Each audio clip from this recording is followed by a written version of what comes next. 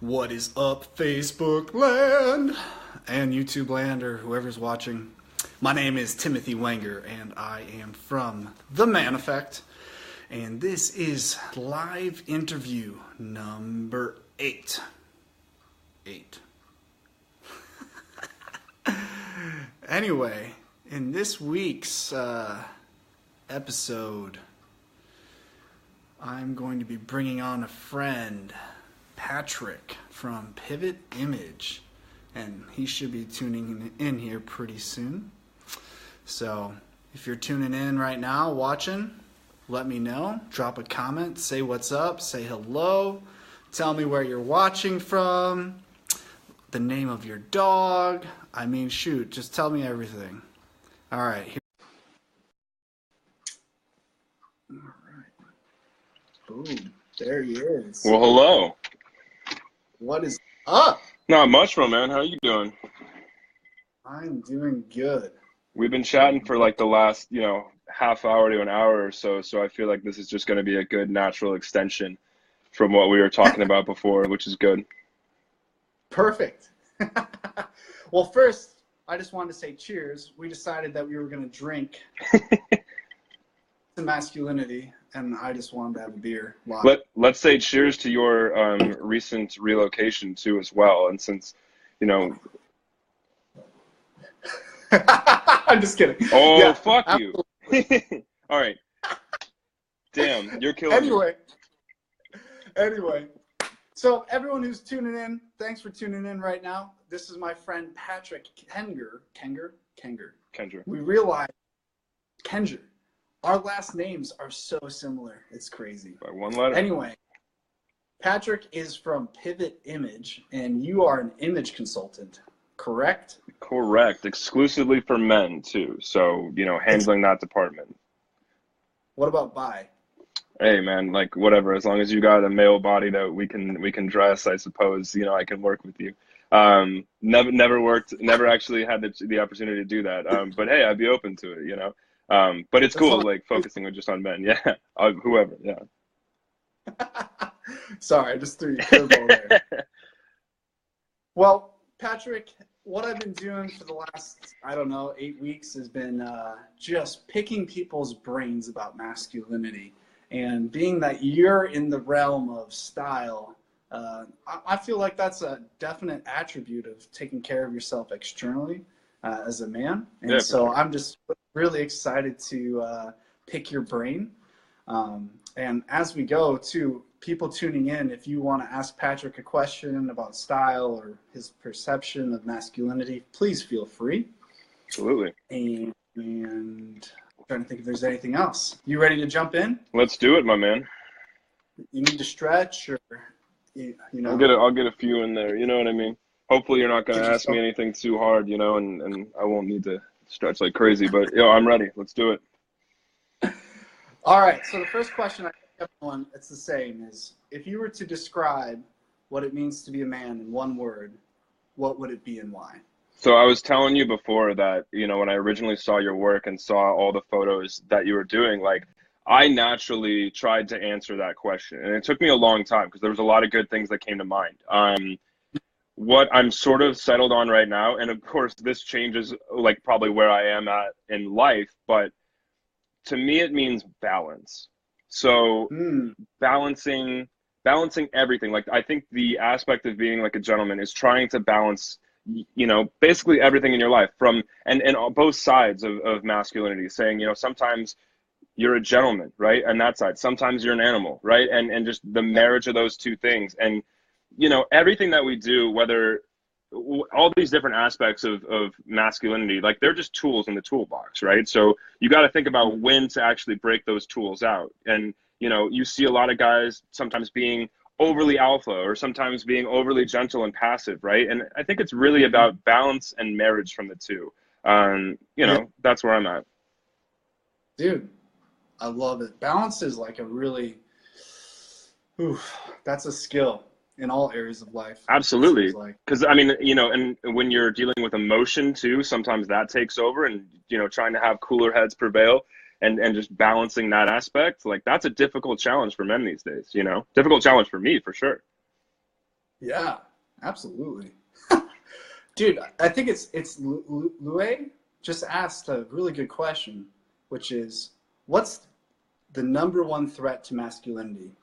And I'm gonna rephrase that a little bit. I'm just gonna say, what are some threats to masculinity? I'm curious to hear your thoughts, and maybe I'll throw in a couple Why myself. don't you jump on one first too? Because you're in this realm a lot. You know what I mean? And you definitely, I think you're very aware of some of these too. Mine might be a little different from yours, but I'm actually curious to hear what you see. Just working Yeah. with the masculinity side of things. Mm. Yeah. So I think a huge threat to masculinity is passivity, Okay. right? Because if we're passive as men, we just don't exist at all, Right. right? Exactly. Where there's no backbone, but there's also like um, we're not we're not enjoying, we're not present, we're not existent really. I don't know. Passivity is a big thing. I've seen so many men just lose their whole life because they're trying to fulfill other people's expectations, Right. trying to make everyone happy, or they're killed because of there's a perpetrator coming towards them and they're not aggressive back. Like they're There's not so sitting many down. instances when that would, yeah, be an issue for sure. Yeah. So that I'd would be say, one. yeah, mine, like the first thing that came to my mind was sort of along those same lines.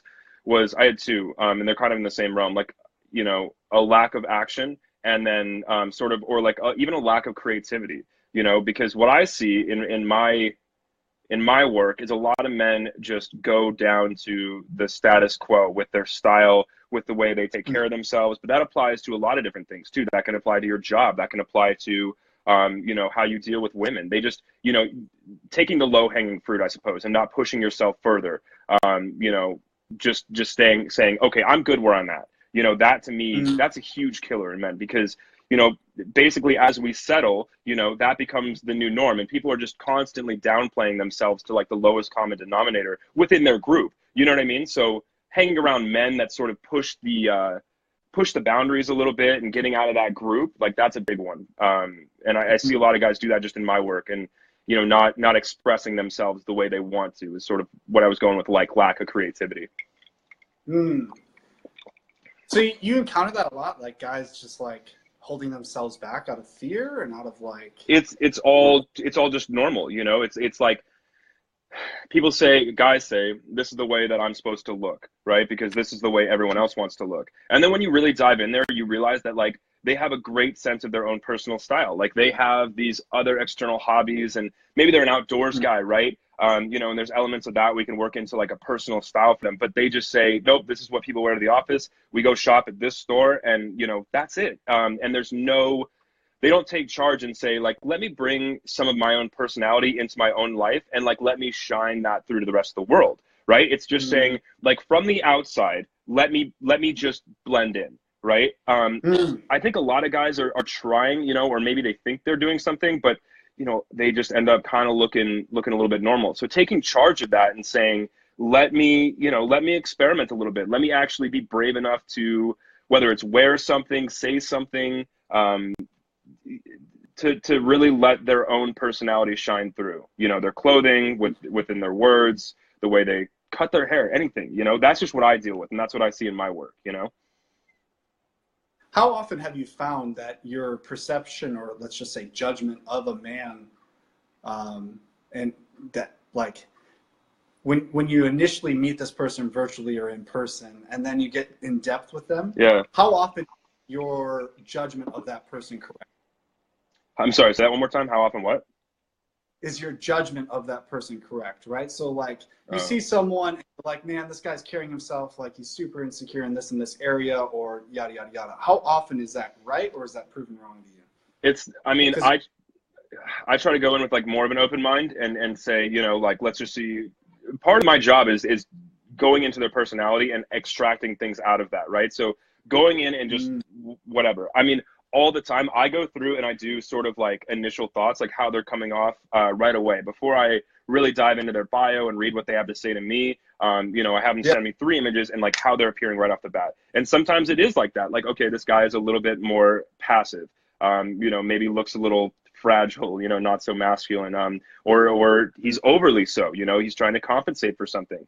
And so I have those judgments in my head, and it's hard to do that because you feel judgy, you feel like you're being very critical, and all the time, like every guy that I've worked with, when you get to know them and, you get to dive in their personality, like they've all been great, in their own way. And yeah, sometimes that assessment turns out to be true, but oftentimes, even if that, that's the way they're initially displaying themselves, there's so much more underneath, right? Like they're like, I found out guys like that are kind of like that, more passive or whatever, maybe have that sort of, let's say, kind of look a little nerdy or something, that they're hilarious. They're so funny. Right. And they're just cracking me up the whole time that we're hanging out together and going and working together. And it sucks that they're not, I think until they get comfortable, they never show that side of their personality. Right. So it's kind of like, what else is down there? What elements of like, your personality can we pull out and show to the rest of the world? Like that can be a difficult challenge for a lot of guys because there's just that layer of armor the rest of the world can't really pierce. And I'm not really even sure why that is. I don't know. What are your thoughts on that? Why do you think that is? Dude, I think it's really fascinating because there's this like instant expectation of what a man should look like, 6'2", 200 pounds, pure muscle, right? All upper body, rides a motorcycle with a leather jacket, and like is a CEO of some stock market or whatever. Right. But when I was an electrician, I felt different expectations upon me of how I should look and act and be as a man. But I found it really fascinating too in that realm. It was like, as a professional, I learned to respect and find really strong security in other men in their profession. So like, sure, they might not look the most masculine, but they know their industry so well. Right. And like, that's so respectable. And so I started to realize that a lot of how I personally perceived masculinity was just based off of respect of the individual. Absolutely. Yeah. And I think that's a lot of things too. And so respect for me in my industry probably comes from a guy that actually, can take care of himself, and there's nothing wrong with that, and that there's a common stigma against that. And I understand, but that's sort of where some of my respect comes from. Guys that dress up to go do something, right? And having a sense of purpose and occasion, and respect for whoever it is they're going to see, right? Like that stuff that influences me and that I always am really happy to see. I give a lot of respect to men that say, you know what, I'm going to this party and that the host took a lot of time to put together, and they want me to wear, like, let's say black tie. I know that doesn't really apply much anymore, but, I'm going to go ahead and do that rather than just dumbing it down, and stuff like that takes a lot of balls too. Mastery in any area. I respect that sort of thing, mastery, wherever you can, in whatever industry. Like, it's so fascinating to talk to people. Like, I don't care, you could be like a flamingo expert, and I would talk your ear off for days, man, because I would just be, when they have that passion, it shines through. Like, that's super cool. You know what I mean? And just letting them go, talk about it. Yeah, so absolutely.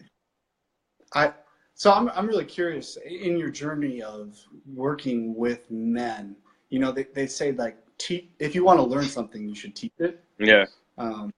How true has that been for you in your journey of coaching men into becoming more secure externally? How has that influenced your own personal life? Well, I mean, it's always been something that I've been interested in, and I learned it like at a young age, but doing it professionally has definitely added, right, a very deep education for me. But it's also forced me to look more internally too as well, which is cool, right? So where, it's not so externally focused, and then take care of my own sort of internal work too. Because I think when I was younger and I was sort of learning this stuff, whether the style, grooming, whatever, I was super into it. And then, I realized that there's this whole other component to look at. And I wanted, I had anxiety, I was depressed a lot, and, taking care of myself and going to the gym and that kind of stuff, it certainly helped, it made me feel better about myself. But like, there was this underlying issue that I never had taken care of. And so, doing that internal work, like we talked about before, man, that was super important. So I kind of went down that road too, as well. And I learned that, I guess I was also turned off to this whole style and grooming thing for a long time too, because I was like, nah, it's not about that. It's all about, being internal and being structured there. I think there's a balance, I really do. So that's sort of where I'm at now with it. And I'm at a good place with it. And I realized that, through both of those journeys, I came out being able to say, look, like now I have a thing that other men, that they need and that they value, and that, it's not just the external, it's also the internal. But, just like anything else, there's certain people to help you along with certain things in your life. You know what I mean? And I'm just a guy that takes care of one area. And I don't claim that that is the only area. And I do not ever think that that is the only thing that you need to have a structured life. It's one piece in a small, small foundation that you need to take care of. Yeah. So. Yeah. That's good, man. Also, for anyone who's tuning in, if you guys got questions, let us know. Also, just let me know you're watching. Say what's up. I love hearing. I see quite a few people coming in and out here. Man, yeah, balance is a fascinating thing. It's like this. It's almost like you have to go overboard one way, though, right, in order to learn you've gone too far. Absolutely, yeah. And then you sort of wrangle yourself back in, yeah. With that, so what I said about like that answer always changing depending on where you're at in your life, like, do you think that's true for you? Does your sort of answer to what it means to be a man, does that change? Or do you find that like it's just this one thing for you? Like, what is your answer to that question? And like, how do you, how does that evolve over time, or does it not evolve over time? Yeah. So when I started my project, I asked myself that question, what does it mean, man? And I chose the word authentic, and that still really rings true for me personally today. Good. Which I find fascinating, because the further I've gone down this journey, the more I've discovered how true that word is for me. Yeah. And so I'm like, oh man, like I didn't even know how much I valued authenticity until I like started digging down this hole. Right. And I'm like, man. And so that's kind of how my plumb line for my actions, which I find so fascinating, just observing myself. Like, I just want to be this super honest, open person. And that's just kind of what I value. It's weird. And you're probably still working on that too, because as open and balanced as I feel like I am all the time, like I realize that there's moments where I'm like holding something back, and whether I don't know, like whatever it is, like I there's always moments where I'm looking to sort of open myself up and be maybe like a tad more vulnerable, not in like a a sense where I'm just like this fragile human being, but like just being more open to me always feels good sort of in the long run, because I think there's something to gain from it, right? Like there's something unique about it. I don't know, I'm always struggling with that. And whenever I get that feeling where it's like, oh man, like if I'm about to like write a blog post or something, and you're kind of like a little worried that it might not go over well, you're going to put out a piece of content that you're not sure will go over well, and you're scared about it, like that's probably a good sign that you're doing something different. You know what I mean? Like, yeah, that's every article for me. I'm just like, it's a struggle. Dude, the struggle is real. So what about this, Patrick? For someone who's like beginning of their journey, they're realizing that there's something going on internally, but they don't know how to start. What would be like one or two practical ways for a man to start working on his internal world? For me, and I'm not exactly an expert in the internal, but I'll tell you what worked for me. And there was a few things. Like number one was journaling. And that seems like something that a lot of people recommend, but I always loved writing. It was something that brought joy to my life, and it was something that I had a lot of fun doing. And so like kind of just writing about my life and just brain dumping some of like the emotions that were out. And I made a point, I used to just write when I would be angry. I would used to write to just get my emotions out and just be like, this sucks, and whatever, and kind of dive deep into that.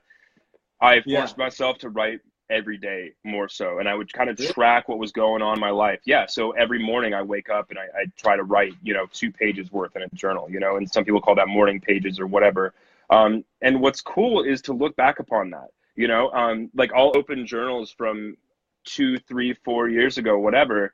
And, you'll see where you're at in your life, and you'll see where the improvements that you made, or you'll see like what you were struggling with at the time. And you're like, that shit was so stupid. Like, why was I even worrying about that? And that to me helps put perspective in my life. But also too, sometimes when I'm writing, I'll notice like my tone, I'll notice like, oh, wow, I'm really upset about this, or, this is something that I shouldn't be complaining about. And I'll force myself to write lines of like gratitude and saying like, what am I thankful for right now? And so being able to like change your thought pattern when you can see it on paper, because I'm kind of visual, right? So when I can see it on paper and then swap that around visually, it really does something for me. And then also being able to track that journey. So, writing is a way to get your voice out to yourself, like we spend so much time up here that like sometimes you just need to get your own voice out, whether that's talking to somebody, writing it down, whatever it is, but getting that stuff, that crap that's bottled up, getting it somewhere, and then just looking at the pieces that you kind of threw up and then being like, okay, what's going on here? How do I move these pieces around? How do I really, how do I make sense of all this, and what direction should I take? Because anytime that I'm stuck internally, like anytime that I stay in my head, I just can't make sense of it. You know what I mean? It's just, it's all just scattered. I'm filled with emotion. So that's kind of changing things. So you need to piece it out. You need to say, where am I at right now? Where do I want to go? What's going good? What's going wrong? And then just go from there. So, I mean, that was able to, that created clarity for you? Absolutely. I mean, 100%, just because you can see things laid out, and I needed that. I needed to feel like I was expressing something. I think I had a lack of creativity. I had a lack of, I had a lot of stuff just bottled up and I had nowhere to put it, So when I said lack of creativity as a masculinity killer earlier, and what I meant by that is sort of everything around you that you do is creative work. And it's putting yourself out in the world, and it's getting that stuff that's in here, whatever it is, it's putting it out in the world, whether that's writing, whether that's building something, whether that's being involved in your work, having a project, having a business. And because there's so much in you that a lot of times is pushed back down by the world, whether it's your family, whether it's your job, whatever it is. And I get that. And it's always going to be that way. But like the challenge then becomes to rise against that and say, like, how do I get something out? Whether it's just, I mean, even like painting or something, just getting out the crap that's inside and saying, hey, like, you're expressing a little bit of yourself to the world, even if you're the only one that's looking at it. You know what I mean? To me, I find that creative process just very therapeutic, and I'm able to then, feel like I've released something and either made the world a better place or just made myself released of that sort of creative energy that's bottled up. Dude, come on. Yeah. That's so good. I think what's really powerful for people too is it's easy to say you feel overwhelmed, but if you write out in like a journal or talk to a friend or whatever, when you have to articulate why you're overwhelmed, then you're like, this is so stupid. Absolutely. Like, this is nothing. Right. Like there's this book called The Conquest of Happiness by Bertrand Russell. And it's so beautiful because he literally is like, fears are ridiculous. He's like, because the only power they have is what you give them. He's like, if you actually think about them and ask yourself why you're afraid of a spider or a death or like whatever it is, like if you give cognitive, articulate thought to it, it will transform its power over you. Absolutely. Yep. And I found that to be so true in so many other areas of life. And so I hear you saying that in what you were journaling, it forces you to think about what you're actually going through. Absolutely. Yeah. And sometimes you take a step back and you realize this isn't that big of a deal comparatively. I've made it through. Look, we're all here. Like, we're all living. We've made it through everything. Like, you're alive. Like, that's cool. You know what I mean? Like, you're not dead, and you have the opportunity to change things and take yourself from whatever place you are. So like, if you have nothing else to be thankful for, like that's a solid one, just being able to do things in the world, even if you feel like you can't, the ability to move your body or whatever it is, it's there.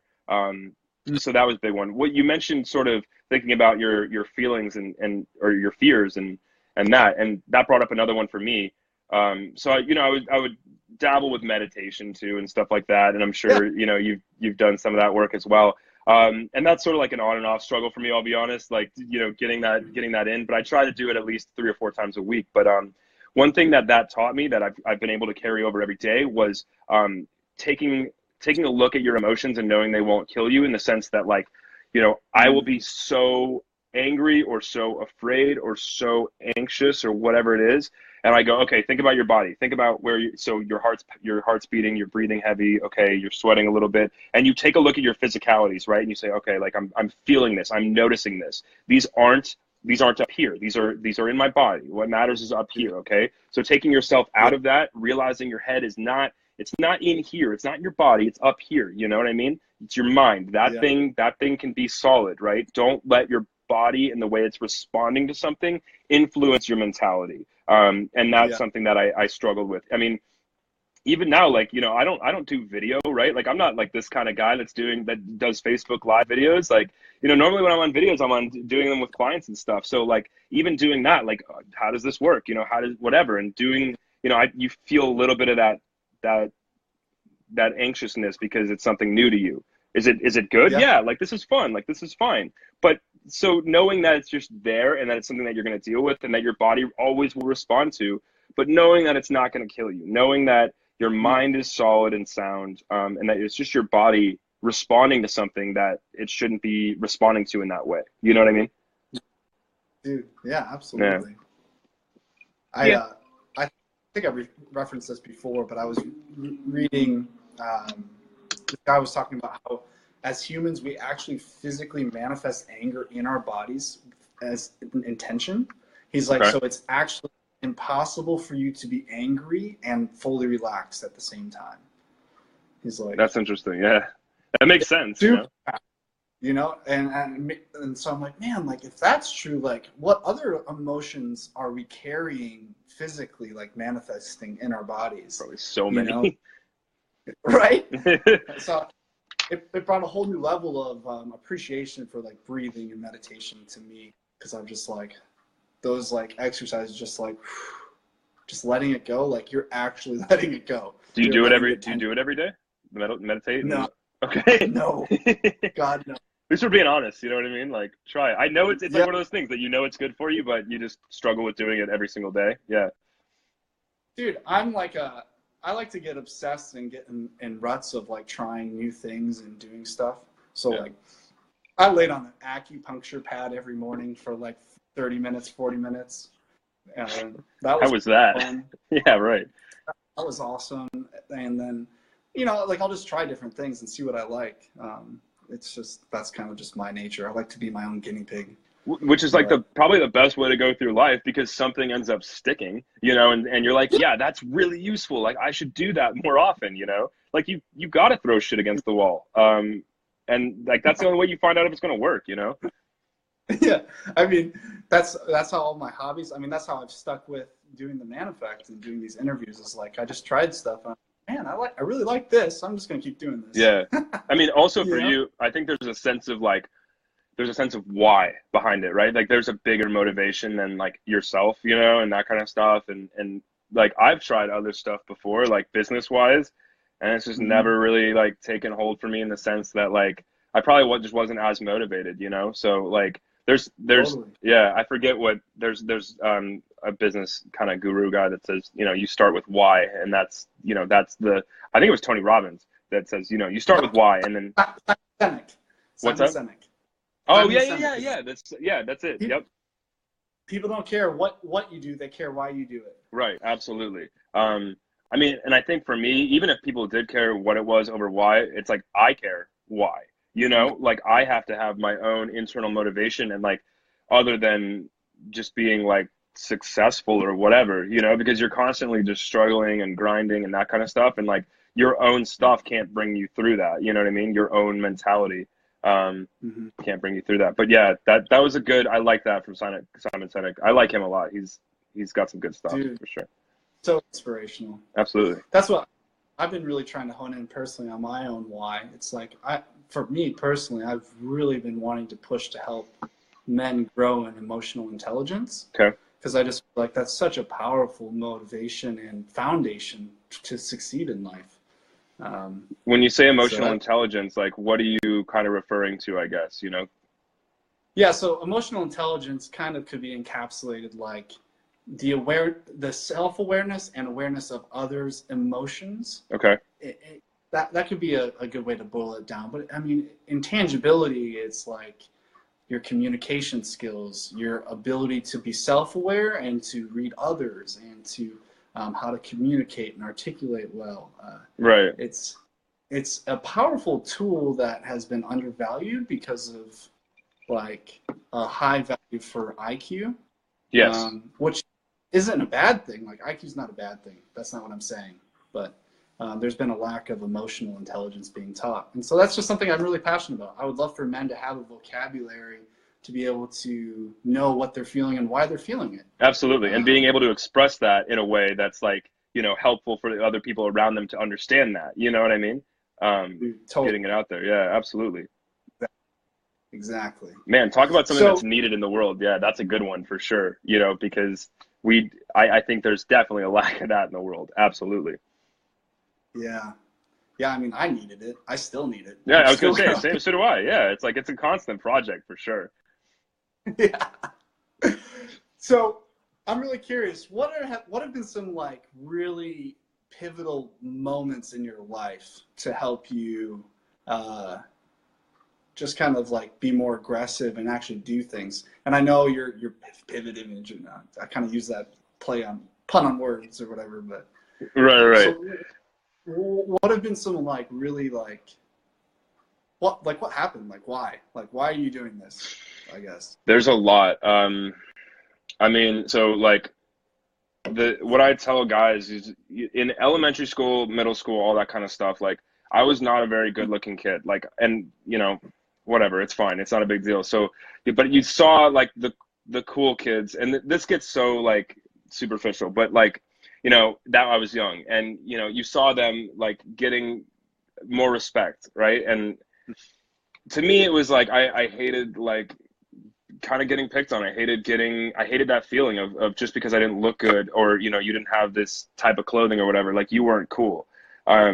So the why for me then was that motivation. But and that was kind of through middle school and stuff, and I was struggling with anxiety, a lot of anxiety. So going into high school, my freshman year, it got even worse because there were so many people, right? And there were so many eyes on you, and there were so many different groups, and it was a social experiment then. You know what I mean? Kids didn't go to high school because they wanted to learn. They went to high school because they had a group, and they had a reason to keep coming back. And like, I dropped out of high school. I dropped out my freshman year because I had such bad anxiety. Yeah, I dropped out my freshman year. Yeah. And there's way more to the story. So, I was anxious. I didn't know what I was doing. I just didn't really have a direction or anything like that, but I still knew that like I wanted to be, the guy that dressed well, knew how to communicate, had friends, that kind of stuff. That was an important thing for me because I guess I probably felt lonely at that time, right? Just dropping out of high school, not really having many friends because I'm not in that environment. So, I kind of dove really deep into that, even more than I had before. Yeah. So, learning how, like a lot of communication stuff, reading classic books on just how to talk to people and that kind of stuff. I remember, I was probably 17 and I was in New York with my family, and, we were staying at this like condo building or whatever. And they had a library downstairs in the basement, right, of this apartment building. So you could go down there and you could just borrow books, whatever. So I'm just like walking around, I wasn't really a big reader at the time. And, I'm just looking at the shelves or whatever, just kind of hanging out. And I saw Dale Carnegie's How to Win Friends and Influence People. And I pulled it off the shelf and I started reading it, and I like couldn't put it down. And it's such a classic book now. And I had no idea at the time that it was so inspirational to so many people. And that was so classic. The copy I have is so old. I love it, and I'll never part with it just because it inspired a lot for me. So, read that book. Yeah. I read it every year. I try to read it every year. I think, yeah. And so just to kind of refresh on some of the stuff that like makes you a decent person, you know, like being interested in people. You know how like that's such a fucking rarity these days. It pisses me off that like I go out with friends and, you know, like they're texting or whatever, like, yeah, for sure, whatever. They're just not involved, you know, and sitting there being able to like look somebody in the eye and listen to them, like that should be 101, but nobody does it, you know? And so anyway, so getting back to that story, you know, like that sort of spiraled for me into like, okay, there's a lot to this human communication thing besides dressing well and all that. Then I got my GED. I took college placement tests and got a scholarship to ASU, graduated. Wow. Honors, graduated, all that good stuff, put myself through college. And then, you know, during that time I did, you know, I studied human communication. I did business as well, but you know, the communication and learning nonverbal and that kind of stuff like that, there's a science behind it. And like, I was the only one sitting at the edge of my seat during communication classes because everyone makes fun of communication degrees. And I get that, that, you know, it's like the housewife degree or whatever. And, you know, no disrespect or anything, but it's just, you know,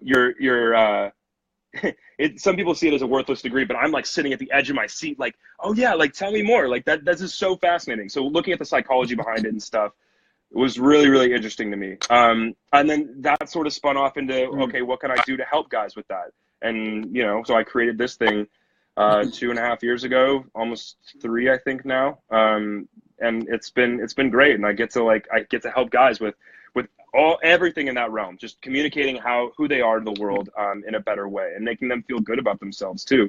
And so it's been very, very rewarding for me. And so without all that crap that happened, you know, and getting made fun of and all that kind of stuff, like it would have never influenced me to learn it. And, you know, and it just, there's this process that brought me here. I don't know what's going to be next for me, to be honest, but you know, here we are. So I'm really, really happy to be here. So what would you say to someone who's like wanting to start something like a business or a project?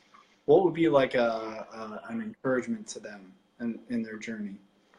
I mean, it's one of those things that everybody puts off and that you never really do. To me, you have to have a lot of motivation behind you to do it. And so sometimes like this might not sound like advice that a lot of people will give, but like if you're not ready, then maybe don't do it because you will be bumming yourself out when you quit. I started so many things and never finished them. And I just kept going on this downward fucking spiral to where I was like so depressed. I was like, you can't, you know, just beating myself up because I couldn't finish anything. You know, there's so much that I wanted to start and stuff that I wanted to do, but I could never finish it. And I would just beat myself up because I wasn't in a good place mentally. I hadn't done that internal work. You know, I was just like, oh, this seems like an idea. Oh, other people are doing this. Like to go try that. Until I really figured out what it was that I wanted to offer, figured out my why, figured out my motivation behind it, you know, and get that internal work done. I wasn't ready, you know, so starting with that, start with your why, and then, you know, figure out what it is that you can offer to everybody else, not what you want from the world. Like, what is that skill that you have that you can give to everybody else that other people might not be giving? And like, that's probably a good place for you to start, you know, rather than saying like, what do you really want to do? Like, what do you want to be when you grow up? It's like, what does the world want you to be? Like, what's the direction that the world's pushing you in, you know? Like reviewing your life and saying, what have I been kind of trained here to do? Like, what am I really naturally good at? Like, what are my friends asking me for? You know, and just seeing what you're kind of good at and what you naturally gravitate towards for your entire life. And then building something around that because you already have natural skills in there. Like, you know, I don't think building a Shopify store for, you know, like fidget spinners is anybody's like, that's my thing. You know what I mean? Like, it's hard. I mean, it could be somebody's. Yeah, no, you're right. Absolutely right. I shouldn't be saying that. But figuring out not just like how to start something, how to make money, like that kind of stuff, but figuring out like what's your passion behind it. And then going from there, you know, that's important, is to sketch it out before you just dive in and go, I'm gonna start a website or I'm gonna start a business or something. Like figuring it out first. Yeah. Because that creative process is super fun too, you know, starting a business and all that kind of stuff. But like sitting in the weeds and not knowing like where you are and trying to be like, oh, I don't know what to start, I don't even know how to do it. Like that's a rough place to be, and you'll get really depressed really quick. you know? So scary. Yeah. So Like taking that step one at a time. Once you figure out what you want to do, that's the answer to it. That's how you build things, you know, just you follow the instructions. You have to be humble enough to read and ask for help. Hey, that's a good one. Yeah, absolutely. For sure. Dude. Oh my gosh. Thank God we have Google and YouTube, man. Like, cause I would, when I was starting this thing, it was like, you know, you go through school and you learn how to do certain things, but it was like how to write a business plan. Okay, sweet, got that done. And then like what to do with the business plan, like just so slow, like fucking just dragging in the dirt. You know what I mean? And then finally something comes out of it, but you're so much happier than, you know, maybe if it would have happened quickly because you had put the time and effort into thinking about it, you know? I always parallel it to building a brick wall. It's like like literally one brick at a time. It's like, how do I get insurance? Brick complete. How do I get a sale? Brick complete. You know? And then like 3-4 years down the road, you look back and holy shit, I got this huge ass wall. There's a wall, yeah. And like not only do I think that applies to business, I believe that applies to us as men too. Like absolutely. I think masculinity is showing up every day and like just doing the work. Yep. Like being present and just doing what you can in that day.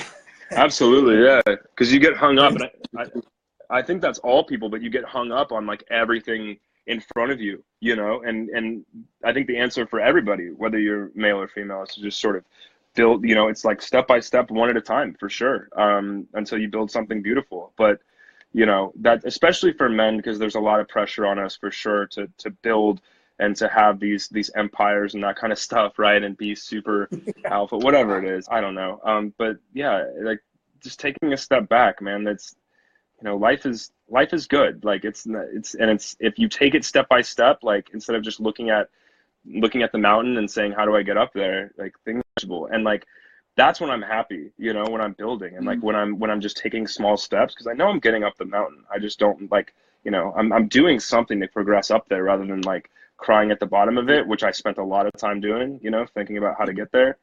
And I know we're near the top, but like you just kind of keep going and see, you know, see what happens. And then one day you'll get there. And then hopefully this is my, you know, one day you'll get there and you'll be like, I'm at the top and I didn't even know it. You know what I mean? Like I had no idea, like this is beautiful. This is really cool. And you can look back down and you can be happy about where you are. But you know, when you're in the middle of it, I don't know if you'll ever get to that point. Maybe that is the journey. It's just taking steps, but you know, who knows? But I think I'm happiest when I'm taking small steps, you know? It makes me think about, I don't have a shop anymore, but I used to have a wood shop. Oh, cool.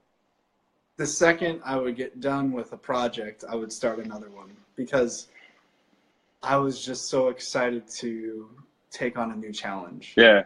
And it was like, okay, it's complete. That's great. Now the next thing. Right. Like, yeah. It wasn't even about like the final product. It was about the challenge of making it through the process. Yes, absolutely. And I'm just like, I loved that so much.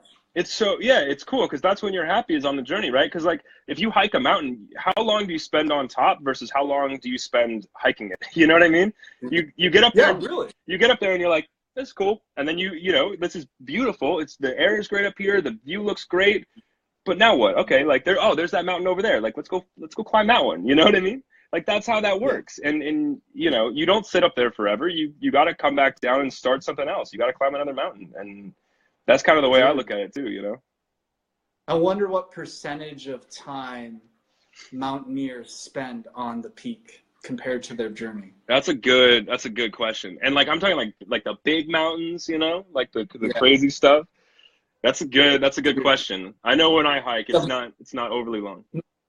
The mountaintop experience, like you're like looking at like 1/1000th of the time spent to get there. Yeah. You know, probably. Right. And you're like up there 3 hours for sunrise, and then you're like getting scorched and out of oxygen. Absolutely. I don't know. I mean, I don't want to discount the idea of looking back on your work. I think that's really important, and saying like if you build something, if you write like a book, like that, like you know, you hold it in your hands and you read it, and it's like this beautiful thing that you put together. Like that's super important to really like be into that and proud of your work, and you take that moment, you know, and you do it, but then you move on to the next thing. You know, you don't spend too much time saying, look what I did here, and now I'm coasting. You know what I mean? Mm-hmm. So yeah. Dude, Lee, thanks for sharing your thoughts there from the biblical perspective. I kind of like that. Some fun stuff. He's talking about you've always got to come from the mountain. So I love that, Lee. That's cool. Well, I'm trying to think.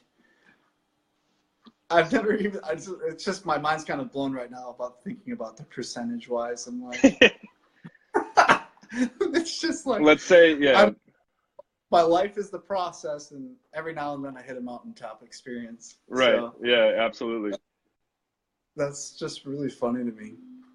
Well, Patrick, let's close with one last question here, and then I'll let you go back to your normal life. This is my normal life. Not drinking in the afternoons with you, but you know. What would you say to let's flip the side of your coin here. Okay. To a woman who wants to encourage her man to get better at image, but she doesn't want to be overbearing. Does that make sense? Like, yeah. Maybe the guy's a little insecure, or just isn't really open to the idea. Like, how could she just help, not force him or guide him, but just help him, if that makes sense. I mean, I think a little guidance is good. You know what I mean? Especially if the guy doesn't know where to start or where he's coming from, or you know, that a little guidance can be awesome. And I think he would appreciate that, rather than be, you know, not in like, oh, that's awful, you shouldn't be wearing that, here, wear this, but like in the sense of, wow, you know, this shirt would look really good on you, like that would be sexy, and kind of encouraging that, you know, not in the sense of you're doing something wrong, but like, here's something that I think would be really right for you. Because like all men, like they want to look good for their women, you know, and I think that's like a nice thing to do. Men want that, right? So you're not, you know, you're not doing something that I think I think is going to be for women. I don't think by telling him something is good on him, you know, I think that's something that he would respect, you know, rather than say like, oh, you're trying to make me look like this and that. No, like just a little, hey, like this would make you look really sexy. I think that's cool. Men, also for women too, men don't hear a lot of encouragement. You know, women are told that they're pretty and beautiful all the time. Men, you know, we like to hear that we look good. We like to hear that we're doing, you know, that we're respected by you. We like to hear those things too.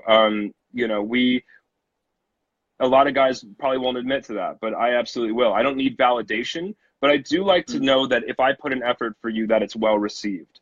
You know, so just that kind of encouragement. So, you know, reinforcing if he does, for women, if he does, you know, dress up and he does look good for you one night, reinforcing that and saying like, wow, you look really good tonight. Like that's a great look for you. That's a great outfit. I think you look really gorgeous, or you look really handsome, you know? Just because I think that a lot of men lack that. And that could be one of the reasons men are so uncomfortable talking about their image and their appearance, because nobody tells them anything about it, you know? Yeah. That makes me even think, though, even for other men to encourage other men, like, dude, like that shirt, that's amazing. Like, absolutely. Where'd you get that kind of thing? You know? Or, man. Yeah. What's cool about that is I think we're moving away from that whole thing where you know, you compliment another guy and gay, you know, like that I think we're moving away from that, which is good, because guys can take compliments now. They're learning to, and guys are learning how to give compliments. I don't understand, and I've never understood the separation between if I walk up to a guy and be like, yo, that's a really cool car, he's like, thanks, man. Hey bro, that's a really cool haircut. Gay. What? Like, that doesn't make any sense. That makes no sense to me. They're two image-related things, right, that you spent time on. You spent time, you spent money. Like, that's why is one thing this and why is another this, right? It doesn't make sense to me. But I think that's big, yeah. And being around a community of men who are able to express themselves like that and show support for one another, whether that's internally or externally, that's important, you know? So trying to spend time with those kind of guys is, you know, the ones that are more open. I've never thought about that. Yeah, man, your house looks amazing. Oh, thanks. And so do your pants. What did you say to me? Yeah. So, you know, I don't know. I think it's important. I do try to, just because I know it makes them feel good. Even if it's not, even if they're uncomfortable with it, like with clients, like telling them that something, hey, like this is a really cool shirt. Like, where'd you get this? This is great, actually. You know, you can see it. Even if they're like uncomfortable with it at first, you can see them like light up a little bit, right? So doing that with your friends, doing that with your significant other, those are important things, whether you realize it or not. People like to be supported in that way and know that their choices are respected and that people appreciate them. Yeah. And if you're a guy and you want to get a lot of compliments, grow a beard, because apparently other guys love beard. Man, like, all I get is, dude, that beard looks great. I'm like, this is so weird. I'll agree with that too. So I haven't had a beard ever in my life. And then so to give guys some better recommendations on certain products and stuff, like a lot of guys are asking, I was like, let me try growing a beard. Like that would be cool. And that was in November. And you and I had talked a little bit and we reconnected like a month or two later, and you had this crazy beard and I'm like, damn it. Like, of course he's beating me in that realm. Like, you know, that's totally fine. This is probably it for me. I'm keeping it, but I do like it. So yeah, it's fun. It's different for sure. Yeah. Yeah. Dude, well, Patrick, thank you so much for letting me poke at you and ask you random questions and just entertaining me for the last, I don't know how long, but my pleasure, really brother. Yeah. And for everyone who's watching, Patrick and I are actually working on a collaborative project called The Persona. And it's where we're going to help coach men, not only in their external, but their internal image. And I'm super pumped about it. I think you're pretty pumped. I'm so excited about it too, just because like we've pointed this out too and to each other. Something what I struggled with in the past was dealing with the internal and the external and the marriage of the two, you know, handling that, you're a well-rounded man. And that's a great way to go through the world. You know what I mean? Yeah, absolutely. Balanced. Balance, baby. There it is. So if you want to know more about the group, just comment below, say group or I'm awesome or Mark, I don't care. Just let me know and I'll send you more information. Cool. And we're supposed to end in one random fact. So why don't you do a random fact about you and then I'll go. Random fact about me. I'm a swimmer. I was competitive at a younger age, and I taught adults how to swim for like 3 years. Yeah. I swam across. I did the Alcatraz swim from Alcatraz to San Francisco. So I try to do swims like that all the time. Yeah, it's like the easiest way for me to stay in shape, man. Because I hate running. I do it, but I don't really like running, and treadmills are the worst to me. So swimming's my jam. So. Dang. Yeah. That's pretty cool, dude. My fun fact: one time I got flown down to Panama City, Panama, for the weekend to run machine parts for a water bottling factory in the middle of the jungle. Dude, that's cool. I feel like that story is way cooler than mine. Yeah. It was crazy. So, anyway, that was my for the day. But thank you so much. What's up? I was gonna say thanks for giving me an excuse to drink at happy hour. You know what I mean? This is cool. Like we should do this more often because you and I can't get drinks together, so we should do this more often. It's fun. We should. Thank you everybody so much for watching. If you have any questions, hit me up. If you want to get in contact with Patrick, there will be information. And I hope you all have a good day. All right. Bye, guys.